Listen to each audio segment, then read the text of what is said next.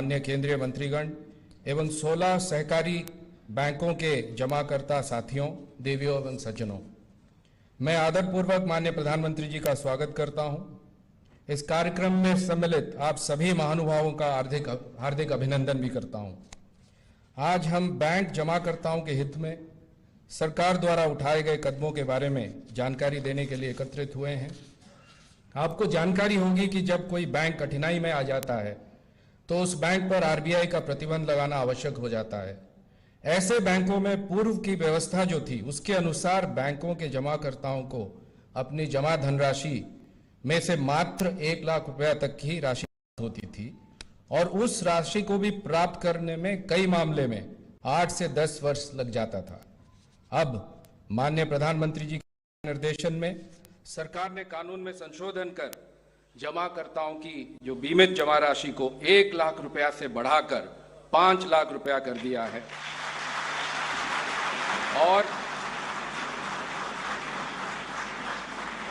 और इस कानून में अतिरिक्त संशोधन भी किया गया है। इसके फलस्वरूप अब किसी बैंक पर आरबीआई द्वारा प्रतिबंध लगाए जाने पर जमाकर्ताओं को 5 लाख रुपया तक की बीमित जमा राशि 90 दिन के भीतर आसानी से प्राप्त हो जाएगी। मैं माननीय प्रधानमंत्री जी का आभारी हूं, जिनके मार्गदर्शन में सरकार द्वारा यह ऐतिहासिक कदम उठाया गया है। अब कार्यक्रम को आगे बढ़ाते हुए मैं आरबीआई के गवर्नर श्री शक्तिकांत दास जी से अनुरोध करूंगा वो आके अपना विचार व्यक्त करें।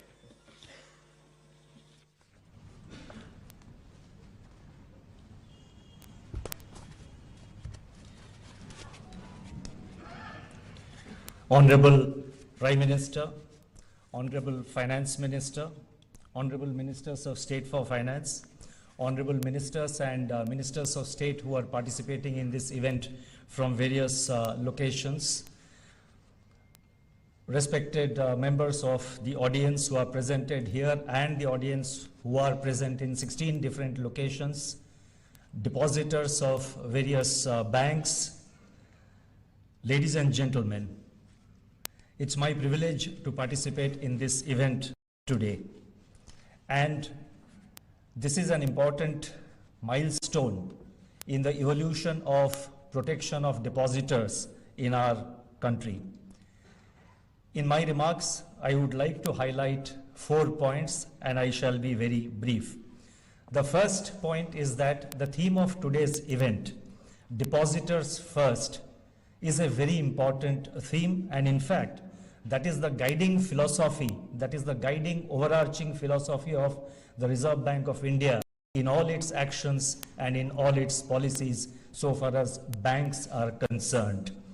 Our focus is to protect the resilience of the banks and, more importantly, to keep in mind the interest of the depositors uppermost in our mind, whether it is the banking regulations, whether it is our supervision methods, or it is any scheme that is announced by the Reserve Bank. Depositors' interest is always kept uppermost in our mind. The second point I would like to mention is that the entire deposit insurance facility in our country has traveled a long distance. But 2 significant milestones were achieved recently, which has already been pointed out by the Secretary Department of Financial Services. The first was in February 2020, whereby after 27 years, the amount to the depositors, the maximum amount was increased from 1 lakh to 5 lakhs. 1 lakh was fixed in 1993, and it was enhanced to rupees 5 lakhs in the year 2000 after a gap of 27 years. That is the first landmark development. The second landmark development was that the payment now has to be made within 90 days. On the 90th day from the time the Reserve Bank imposes certain restrictions on withdrawal of money, the deposit amount of 5 lakhs or the actual amount, whichever is that is the deposit amount subject to a maximum of rupees 5 lakhs, the amounts will be paid. And consequent on these 2 legislative changes, the DICGC, which is entrusted with this responsibility of making the payments through the banks. It has now automated the claim receipt and settlement process. The entire technology has been leveraged and the entire process has been now automated. And I'm happy to point out and to share this information that the first set of banks where 90 days got completed on 29th of November, all the claims were processed thanks to the cooperation extended by all the banks and in particular the public sector banks. I would like to express my appreciation and thanks to all the public sector banks and their managements. The third point I would like to mention is that deposit insurance, the payment of the deposit insurance amount should be seen, and we see it as a measure of last resort. Our effort is always to see that the banking sector remains robust. The banking sector, all the banks, all the banking institutions, they remain robust and resilient. And therefore, the RBI has been adopting a proactive strategy to strengthen the regulatory guidelines, to strengthen the supervisory methods, and to look at things which will ensure that going forward, the banks function in a very resilient manner. Just to give an example, we have come out with new governance guidelines for the commercial banks. We have constituted an expert committee for bringing about reforms in the urban cooperative banking sector. The report has been received and we will be taking action on that basis. So far as supervision is concerned, we are no more going by symptoms. We are now taking up root cause analysis. We are looking at business models of banks to see whether they are viable without, of course, interfering in the commercial flexibility which the banks must have for their success.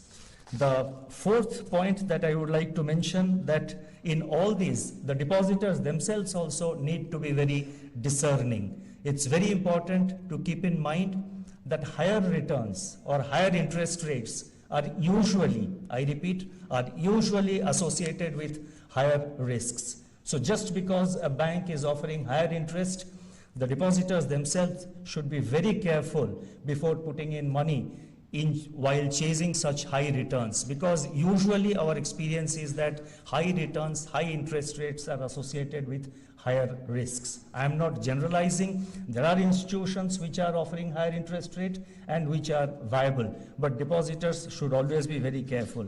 And in the Reserve Bank, we have Depositors Awareness and Education Fund, and we are utilizing the amount available under that fund to create awareness and education among the depositors in this direction. The Reserve Bank remains committed to ensure that our banking system remains robust and resilient, but it has to be a joint effort. Every stakeholder, whether it is the management of banks, whether it is the board of banks, whether it is the various committees of banks, the audit committee, the risk management committee, the other committees of the bank, or any other regulatory authority that is associated. So therefore, it has to be a joint responsibility for all of us. In my last monetary policy statement last week on 8th of December, I had said that the country has demonstrated of working together during this entire pandemic, and India's moment has come where India can really become a growth driver for world economy. And that will be possible if all stakeholders in the banking system work together. Thank you very much. Namaskar.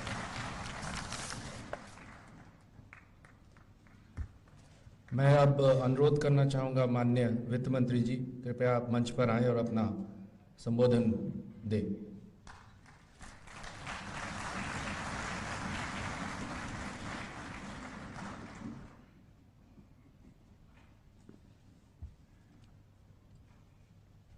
Respected Prime Minister, my ministerial colleagues on the dais and the ministerial colleagues who are in the various centers where depositors are having an interaction with them, Governor Reserve Bank, Chairman and EDs of the various banks, and most importantly, the depositors of the various banks who have come here today.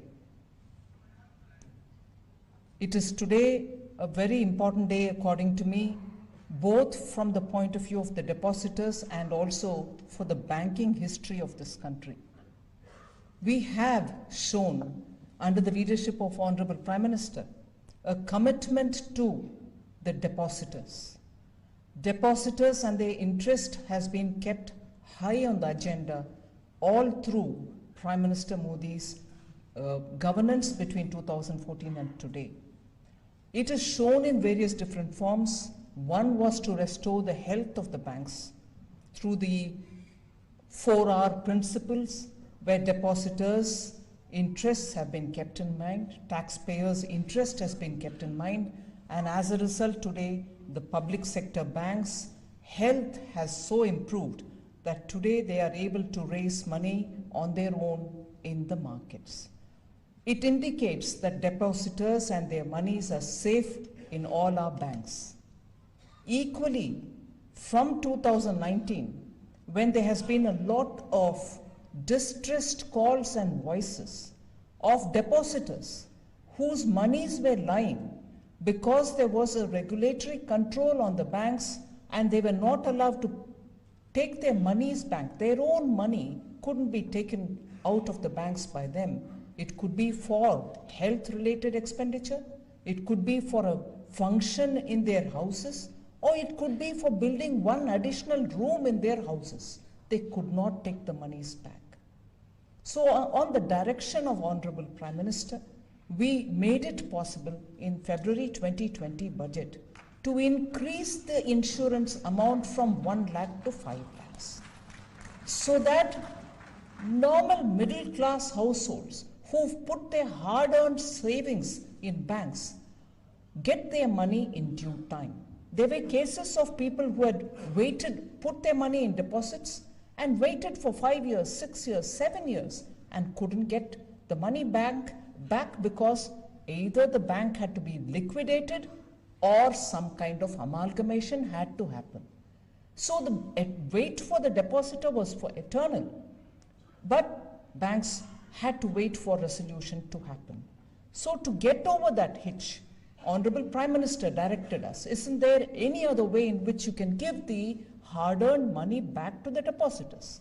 So in August this year, during the monsoon session of the Parliament, amendments were brought in which the Honorable Governor of Reserve Bank referred to, so that the money is given within 90 days period from the time Reserve Bank as the regulator brings in some control over banks which are in distress.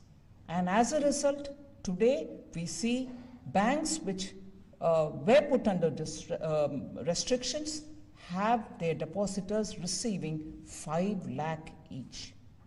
And this is a major step, a sensitive step, a step which understands the difficulties of the middle class of India.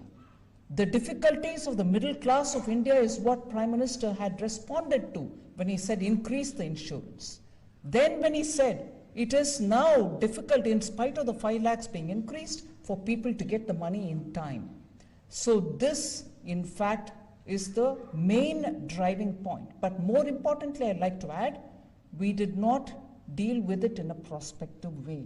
Normally, most of these laws, and ideally most of these laws, are applied prospectively from the date when it gets passed from the Parliament and notification is given from then.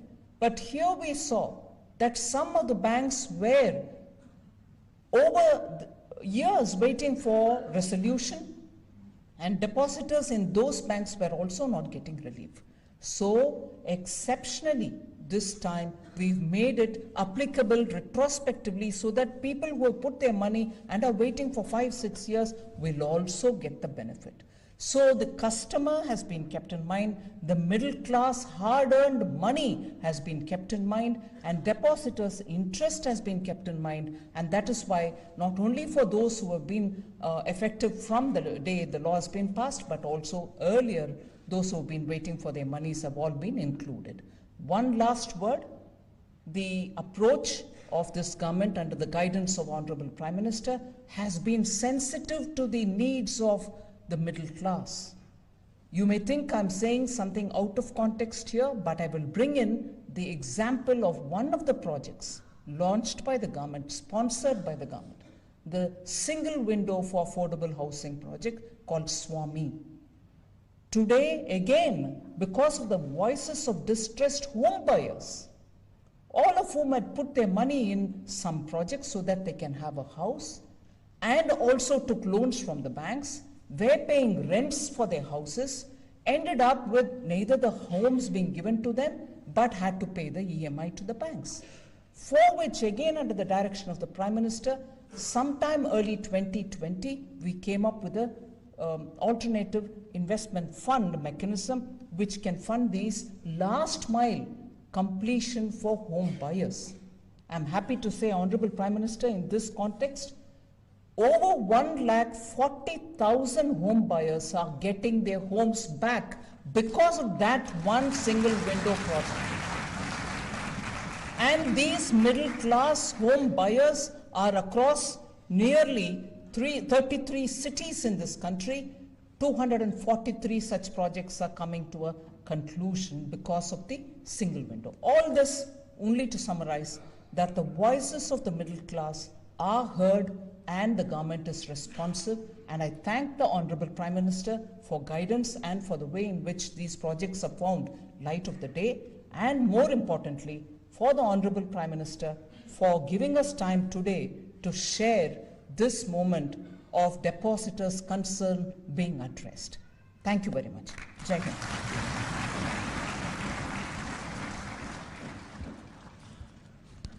मान्यवर, हमारे बीच में कुछ depositors जमाकर्ता यहाँ पर मौजूद हैं।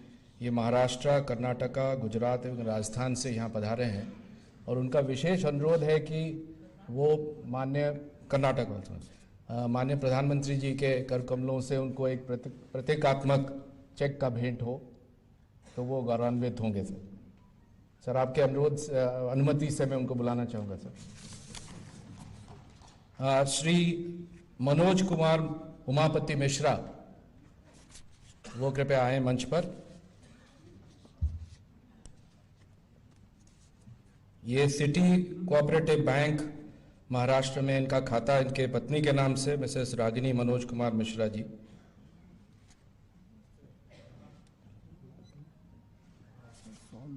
नहीं।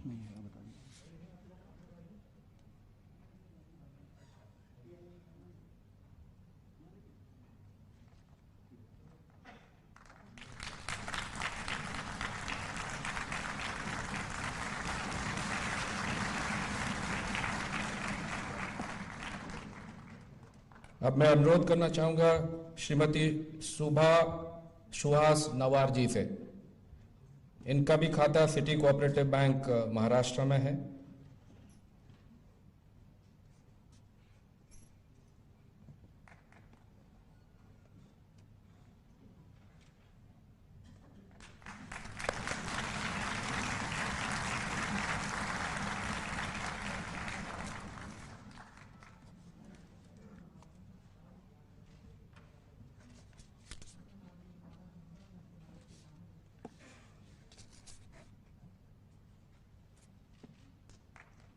अब मैं अनुरोध करना चाहूँगा श्रीमती वसुधा विनायक जोशी, जो श्री विनायक गोविंद जोशी के धर्मपत्नी हैं, वो उनके बिहाफ पर ये प्रतीकात्मक चेक ग्रहण करें।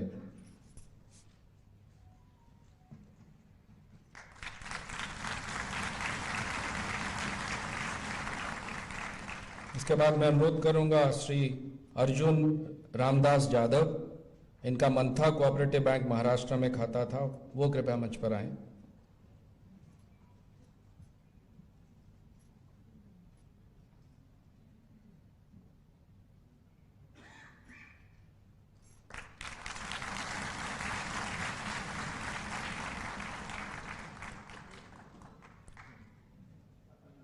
अब मैं अनुरोध करना चाहूँगा श्रीमती सत्यभामा अर्जुन जाधव, इनका भी खाता मंथा कोऑपरेटिव बैंक महाराष्ट्र में था।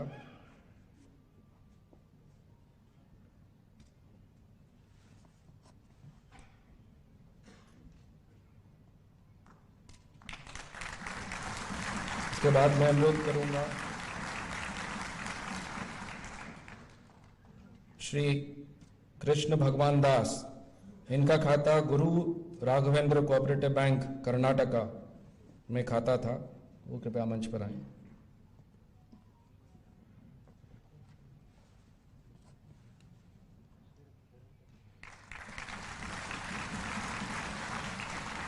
अब मैं अनुरोध करूंगा श्री नागराज भारती, गुरु राघवेंद्र कोऑपरेटिव बैंक कर्नाटका।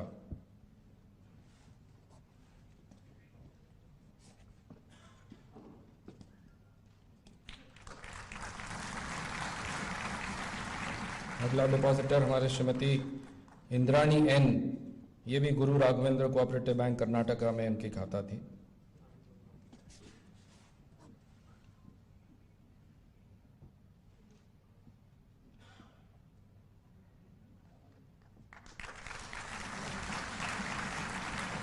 अब मैं अनुरोध करूंगा श्री बोंटाला श्रीधर बाबू, ये भी गुरु राघवेंद्र कोऑपरेटिव बैंक के खाता धारक थे।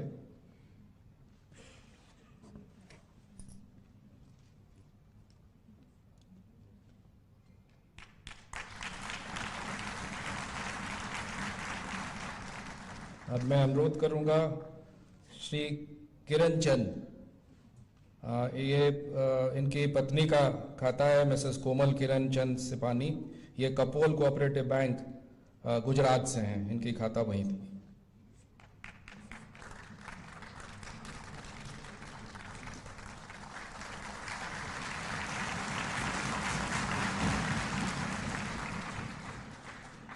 अब मैं अनुरोध करूंगा श्रीमती स्वाति बहन, ये भी कपोल कोऑपरेटिव बैंक सूरत, इसमें इनके खाता धारक थे।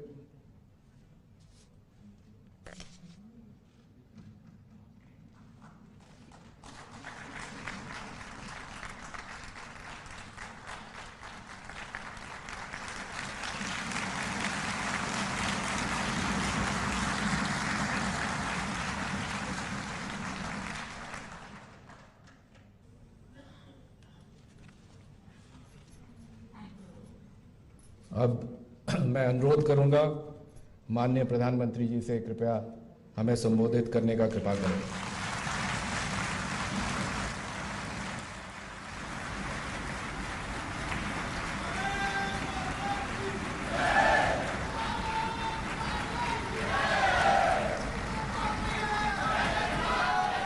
मंच पर विराजमान वित्त मंत्री जी, वित्त राज्य मंत्री जी, आरबीआई के गवर्नर,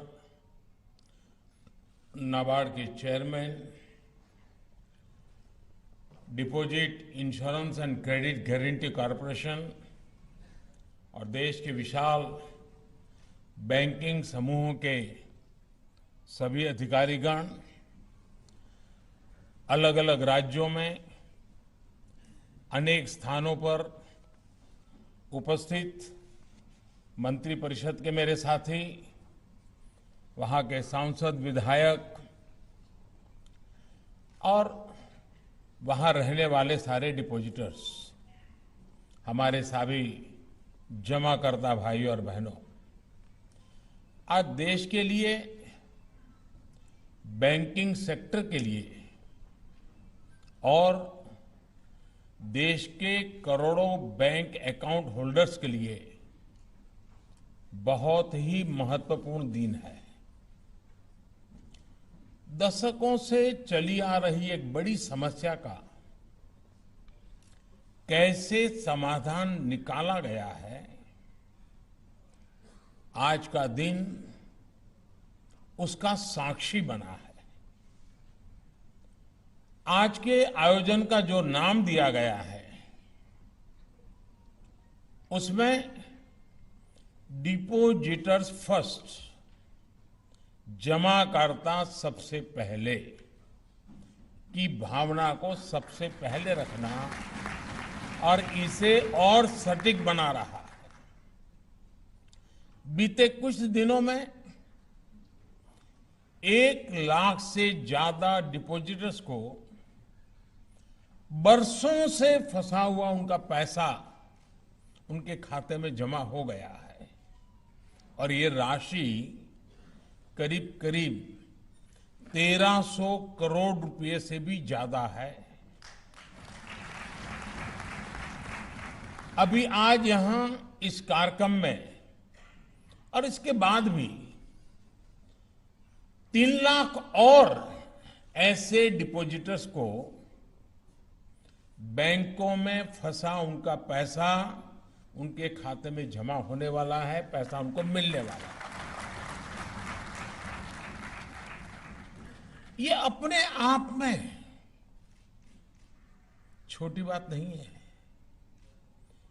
और मैं खास करके हमारे देश को, हमारे जो मीडिया के साथी हैं, आज मैं उनसे एक रिक्वेस्ट करना चाहता हूं।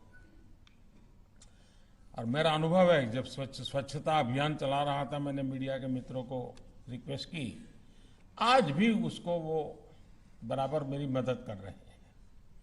आज मैं फिर से उनको एक रिक्वेस्ट कर रहा हूं। हम जानते हैं कोई बैंक डूब जाए तो कई दिनों तक खबरें फैली रहती है, टीवी पर, अखबारों में। स्वाभाविक भी है क्योंकि वो घटना ही ऐसी होती है, बड़ी बड़ी हेडलाइंस भी बन जाती हैं, बहुत स्वाभाविक है। लेकिन आज जब देश ने एक बहुत बड़ा रिफॉर्म किया, एक बहुत बड़ी मजबूत व्यवस्था शुरू की है, डिपॉजिटर्स को, जमाकर्ताओं को उनका पैसा वापस दिलाया जा रहा है, मैं चाहूंगा कि उसकी भी उतनी ही चर्चा मीडिया में हो, बार बार हो। इसलिए नहीं कि मोदी ने किया इसलिए करना है, ये इसलिए जरूरी है कि देश के डिपॉजिटर्स में विश्वास पैदा हो सकता है कुछ लोगों के गलत कारणों से, गलत आदतों से कोई बैंक डूबेगा, हो सकता है, लेकिन जमाकर्ता का पैसा नहीं डूबेगा, जमाकर्ता का पैसा सुरक्षित रहेगा। ये मैसेज से देश के जमाकर्ता में विश्वास पैदा होगा, बैंकिंग व्यवस्था पे भरोसा पैदा होगा, और ये बहुत जरूरी है। भाइयों और बहनों, कोई भी देश समस्याओं का समय पर समाधान करके ही उनसे विकराल होने से बचा सकता है।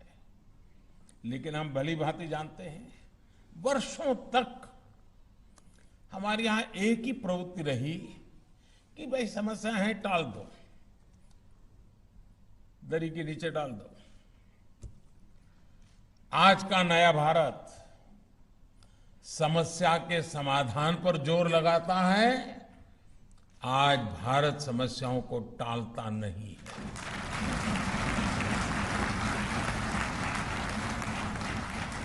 आप जरा याद करिए, एक समय था जब कोई बैंक संकट में आ जाता था तो डिपॉजिटर्स को, जमाकर्ताओं को अपना ही पैसा, ये पैसा उनका खुद का है, जमाकर्ता का पैसा है, उनका खुद का पैसा पाने में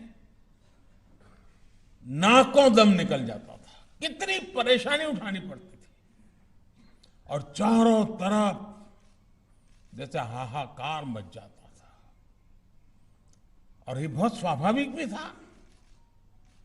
कोई भी व्यक्ति बहुत विश्वास के साथ बैंक में पैसा जमा कराता है, खासकर हमारे मध्यम वर्ग के परिवार, जो फिक्स सैलरी वाले लोग हैं, वो फिक्स इनकम वाले लोग हैं, उन लोगों के जीवन में तो बैंक ही उनका आसरा होती है। लेकिन कुछ लोगों की गलत नीतियों के कारण जब बैंक डूबता है तो सिर्फ इन परिवारों का सिर्फ पैसा नहीं फंसता था, एक तरह से उनकी पूरी जिंदगी ही फंस जाती थी। पूरा जीवन एक प्रकार अंधकार सा लगता था। अब क्या करेंगे? बेटे बेटी को कॉलेज की फीस भरनी है, कहां से भरेंगे? बेटी की शादी करनी है, कहां से पैसा लाएंगे? किसी बुजुर्ग का इलाज कराना है, कहां से पैसा लाएंगे? अभी बहन जी मुझे बता रही थी कि उनके परिवार में हार्ट का ऑपरेशन कराना था, कैसी दिक्कत आई, और अब ये कैसा काम हो गया। इन सवालों का पहले कोई जवाब नहीं होता था। लोगों को बैंक से अपना ही पैसा ये प्राप्त करने में, निकलवाने में बरसों लग जाते थे। हमारे गरीब भाई बहनों ने, निम्न मध्यम वर्ग के लोगों ने, हमारे मध्यम वर्ग ने दशकों तक इस स्थिति को भोगा है, सहा है। विशेष रूप से कोऑपरेटिव बैंकों के मामले में समस्याएं और अधिक हो जाती थी। आज जो लोग अलग अलग शहरों से इस कार्यक्रम में जुड़े हैं, वो इस दर्द, इस तकलीफ को बहुत अच्छी तरह समझते हैं। इस स्थिति को बदलने के लिए ही हमारी सरकार ने बहुत संवेदनशीलता के साथ फैसले लिए, रिफॉर्म किया, कानून में बदलाव किया। आज का ये आयोजन उन फैसलों का ही परिणाम है। और मुझे बराबर याद है, मैं मुख्यमंत्री रहा हूं और कोई बैंक में तूफान खड़ा हो जाता था तो लोग हमारा ही गला पकड़ते थे। या तो निर्णय भारत सरकार को करना होता था या उस बैंक वालों को करना था, लेकिन पकड़ते थे मुख्यमंत्री को। हमारे पैसों का कुछ करो, हमारा। मुझे काफी परेशानियां उस समय रहती थी और उनका दर्द भी बहुत स्वाभाविक था। और उस समय मैं भारत सरकार को बार बार रिक्वेस्ट करता था कि 1 लाख रुपया की राशि हमें 5 लाख बढ़ानी चाहिए, ताकि अधिकतम परिवारों को हम सेटिस्फाई कर सकते हैं। लेकिन खैर, मेरी बात नहीं मानी गई। उन्होंने नहीं किया तो लोगों ने ही किया, मुझे भेज दिया यहां।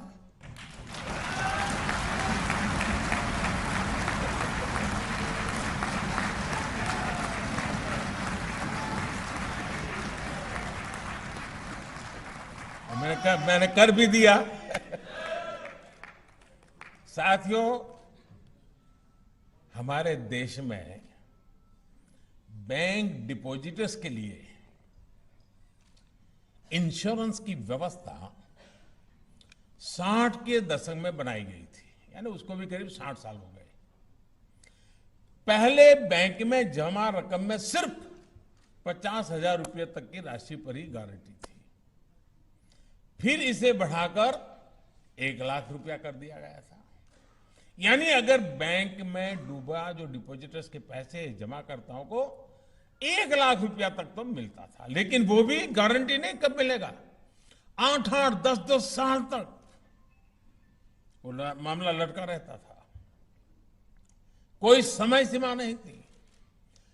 गरीब की चिंता को समझते हुए, मध्यम वर्ग की चिंता को समझते हुए हमने इस राशि को 1 लाख से बढ़ा करके 5 लाख रुपया कर दिया।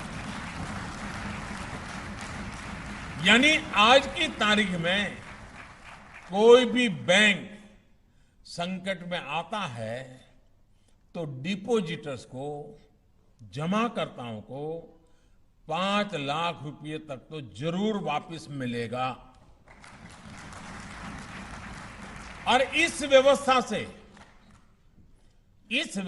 से लगभग 98% लोगों के अकाउंट्स पूरी तरह से कवर हो चुके हैं। यानी 2% को ही थोड़ा थोड़ा रह जाएगा। 98% लोगों का जितना पैसा उन्होंने है सारा कवर हो रहा है। और आज डिपॉजिटर्स का लगभग, ये आंकड़ा भी बहुत बड़ा है,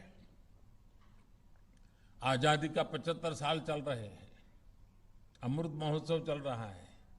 ये जो हम निर्णय कर रहे हैं ना, इससे 76 लाख करोड़ रुपए पूरी तरह इंश्योर्ड है।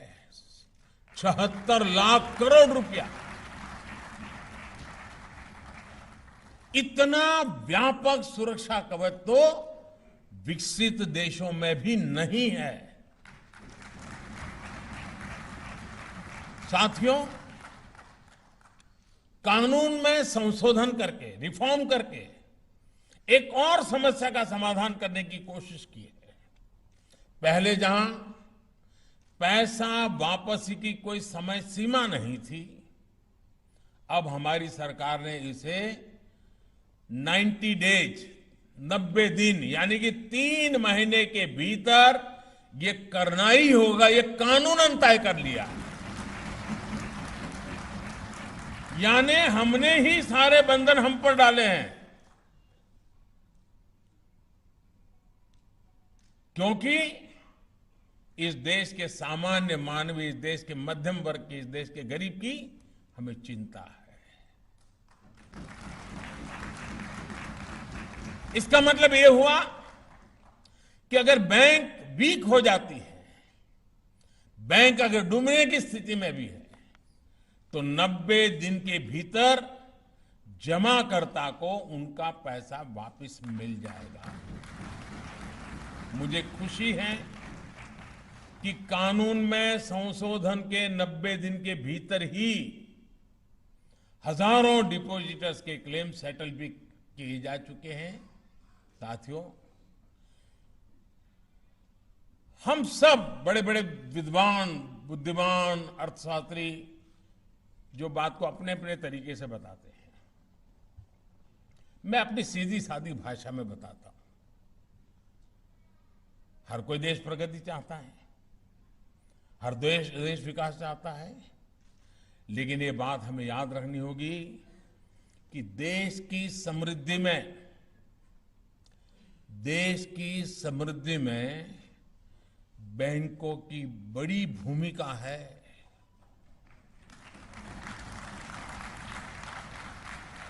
और बैंकों की समृद्धि के लिए डिपॉजिटर्स का पैसा सुरक्षित होना वो भी उतना ही जरूरी है। हमें बैंक बचाने हैं तो डिपॉजिटर्स को सुरक्षा देनी ही होगी, और हमने ये काम करके बैंकों को भी बचाया है, डिपॉजिटर को भी बचाया है। हमारे बैंक जमाकर्ताओं के साथ साथ हमारी अर्थव्यवस्था के लिए भी भरोसे के प्रतीक है। इसी भरोसे, इसी विश्वास को सशक्त करने के लिए बीते सालों से हम निरंतर प्रयास कर रहे हैं। बीते वर्षों में अनेक छोटे सरकारी बैंकों को बड़े बैंकों के साथ मर्ज करके उनकी कैपेसिटी, कैपेबिलिटी और ट्रांसपेरेंसी हर प्रकार से सशक्त की गई है। जब आरबीआई कोऑपरेटिव बैंकों की निगरानी करेगा तो उससे भी इनके प्रति सामान्य जमाकर्ता का भरोसा और बढ़ेगा।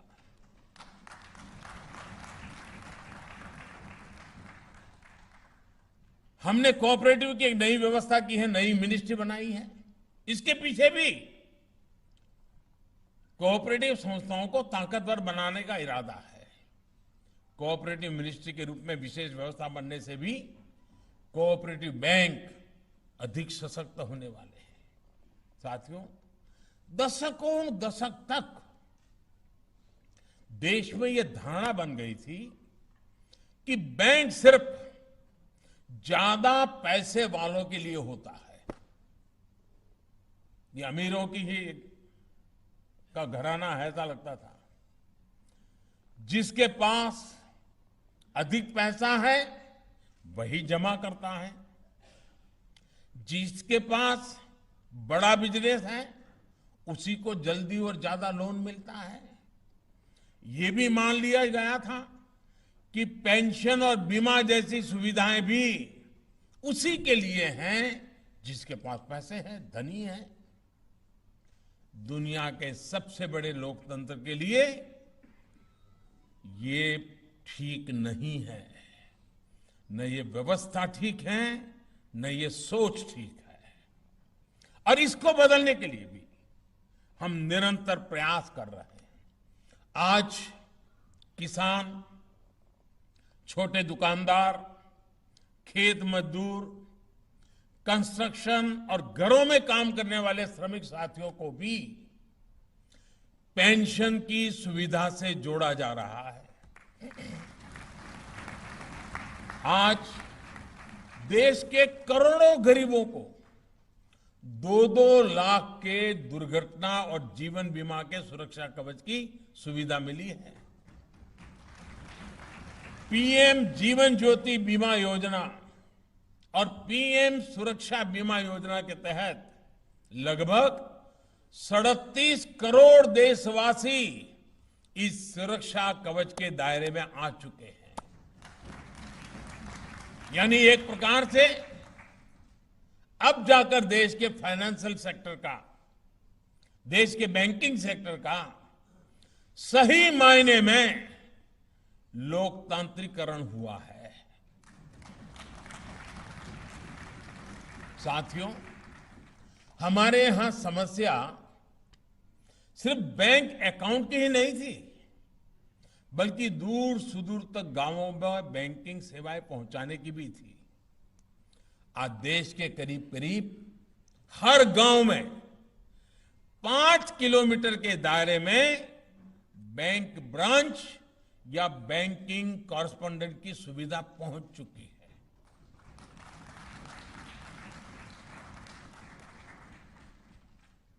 पूरे देश में आज लगभग 8.5 लाख बैंकिंग टच पॉइंट्स हैं। डिजिटल इंडिया के माध्यम से हमने देश में बैंकिंग और वित्तीय समावेश को नई बुलंदी दी है। आज भारत का सामान्य नागरिक कभी भी, कहीं भी, सातों दिन, 24 घंटे छोटे से छोटा लेन देन भी डिजिटली कर पा रहा है।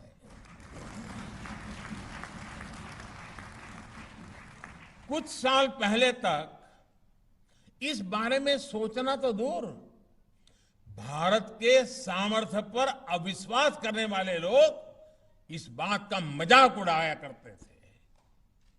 साथियों, भारत के बैंकों का सामर्थ्य देश के नागरिकों का सामर्थ्य बढ़ाए, इस दिशा में हमारी सरकार लगातार काम कर रही है।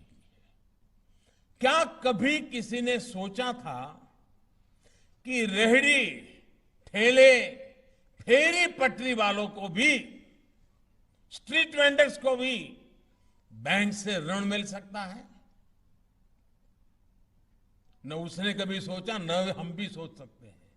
लेकिन आज मुझे बड़े संतोष के साथ कहना है, आज ऐसे लोगों को स्वनिधि योजना से ऋण भी मिल रहा है और वो अपने व्यापार को भी बढ़ा रहे हैं। आज जब मुद्रा योजना देश के उन क्षेत्रों, उन परिवारों को भी स्वरोजगार से जोड़ रहे हैं जिन्होंने कभी इस बारे में सोचा तक नहीं था। आप सभी ये भी जानते हैं कि हमारे यहां छोटी जमीन वाले किसान, और हमारे देश में 85% किसान छोटे किसान हैं, बहुत छोटा सा जमीन का टुकड़ा है उनके पास। इतने बैंकों के होते हुए भी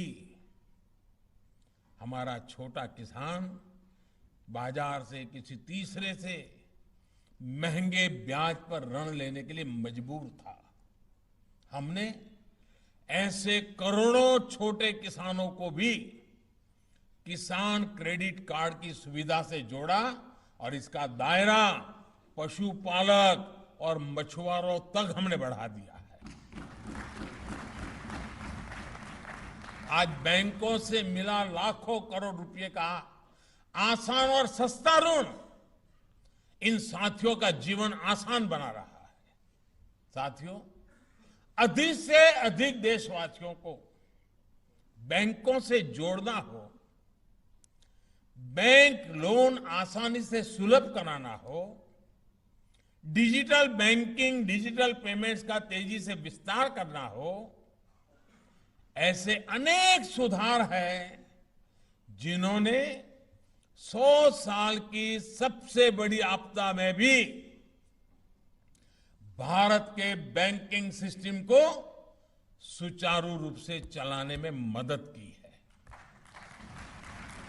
मैं बैंक के हर छोटे मोटे साथी को बधाई देता हूं इस काम के लिए कि संकट की घड़ी में उन्होंने लोगों को असहाय नहीं छोड़ा। जब दुनिया के समर्थ देश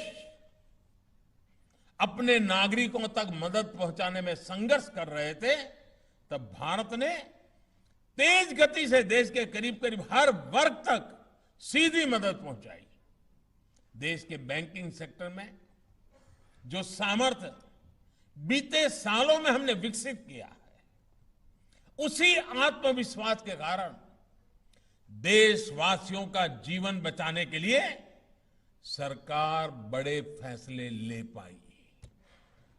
आज हमारी अर्थव्यवस्था तेजी से सुधरी तो है ही, लेकिन भविष्य के लिए बहुत सकारात्मक संकेत हम सब देख रहे हैं।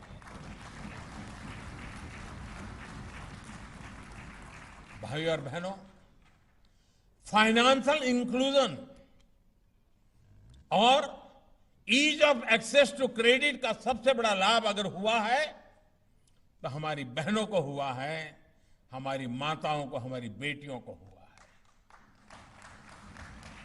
यह देश का दुर्भाग्य था कि आजादी के इतने दशकों तक हमारी अधिकतर बहनें, बेटियां इस लाभ से वंचित रही। स्थिति ये थी कि माताएं, बहनें अपनी छोटी बचत को रसोई में राशन के डिब्बे में रखती थी। उसके लिए पैसा रखने की जगह वही थी, अनाज के अंदर रखे रखना। और कुछ लोग तो इसे भी सेलिब्रेट करते थे। जिस बचत को सुरक्षित रखने के लिए बैंक बनाए गए हैं, उसका उपयोग आधी आबादी न कर पाए, ये हमारे लिए बहुत बड़ी चिंता थी। जनधन योजना के पीछे इसी चिंता के समाधान का भी अहम रोल रहा है। आज इसकी सफलता सबके सामने है। जनधन योजना के तहत खुले करोड़ों बैंक अकाउंट में से आधे से अधिक बैंक अकाउंट हमारी माताओं, बहनों के हैं, महिलाओं के हैं। इन बैंक अकाउंट्स का महिलाओं के आर्थिक सशक्तिकरण पर जो असर हुआ है, वो हमने हाल में आए नेशनल फैमिली हेल्थ सर्वे में भी देखा है। जब ये सर्वे किया गया, तब तक देश में लगभग 80% महिलाओं के पास अपना खुद का बैंक अकाउंट था। सबसे बड़ी बात यह है कि जितने बैंक अकाउंट शहरी महिलाओं के लिए खुले हैं, लगभग उतने ही ग्रामीण महिलाओं के लिए भी हो चुके हैं। ये दिखाता है कि जब अच्छी योजनाएं डिलीवरी करती हैं, तो समाज में जो असमानताएं हैं, उनको दूर करने में भी बहुत बड़ी मदद मिलती है। अपना बैंक अकाउंट होने से महिलाओं में तो आर्थिक जागरूकता तो बढ़ी ही है, परिवार में आर्थिक फैसले लेने की उनकी भागीदारी भी विस्तार हुआ है। अब परिवार कुछ निर्णय करता है तो मां बहनों को बिठाता है, उनका ओपिनियन लेता है। साथियों, मुद्रा योजना में भी लगभग 70% लाभार्थी महिलाएं हैं। हमारा ये भी अनुभव रहा है, जब महिलाओं को ऋण मिलता है तो उसको लौटाने में भी उनका ट्रैक रिकॉर्ड बहुत ही प्रशंसनीय है। उनको अगर बुधवार को पैसा जमा करने की आखिरी डेट है, तो सोमवार को जाकर के दे आती हैं। उसी प्रकार से सेल्फ हेल्प ग्रुप स्वयं सहायता समूहों का प्रदर्शन ये भी बहुत बेहतरीन है। एक प्रकार से पाई पाई जमा करा देते हैं हमारी इन माताएं बहनें। मुझे विश्वास है कि सबके प्रयास से, सबकी भागीदारी से आर्थिक सशक्तिकरण का ये अभियान बहुत तेजी से आगे बढ़ने वाला है और हम सब इसको बढ़ाने वाले हैं। साथियों, आज समय की मांग है कि भारत का बैंकिंग सेक्टर देश के लक्ष्यों को प्राप्त करने में पहले से ज्यादा सक्रियता से काम करे। आजादी के अमृत महोत्सव में हर बैंक ब्रांच 75 साल में उन्होंने किए हैं, उन सारे रिकॉर्डों को पीछे छोड़ करके उसको 1.5 गुना 2 गुना करने का लक्ष्य लेकर के चले। देखिए स्थिति बदलती है कि नहीं बदलती है। पुराने अनुभवों की वजह से ऋण देने में आपकी जो भी हिचक रही है उससे अब बाहर निकालना चाहिए। देश के दूर सुदूर क्षेत्रों में, गांवों कस्बों में भी बड़ी संख्या में देशवासी अपने सपने पूरा करने के लिए बैंकों से जुड़ना चाहते हैं। आप अगर आगे बढ़कर लोगों की मदद करेंगे तो ज्यादा से ज्यादा लोगों की आर्थिक शक्ति भी बढ़ेगी और इससे आपकी खुद की ताकत में भी वृद्धि होगी। आपके ये प्रयास देश को आत्मनिर्भर बनाने में, हमारे लघु उद्यमियों, मध्यम वर्ग के युवाओं को आगे बढ़ाने में सहायता करेंगे। बैंक और जमाकर्ताओं का भरोसा नई बुलंदी पर पहुंचेगा और आज का ये अवसर कोटि कोटि डिपॉजिटर्स में एक नया विश्वास भरने वाला अवसर है और इससे बैंकों की रिस्क टेकिंग कैपेसिटी अनेक गुना बढ़ सकती है। अब बैंकों के लिए भी अवसर है, डिपॉजिटर्स के लिए भी अवसर है। ऐसे शुभ अवसर पर मेरी आप सबको बहुत बहुत शुभकामनाएं। बहुत बहुत धन्यवाद।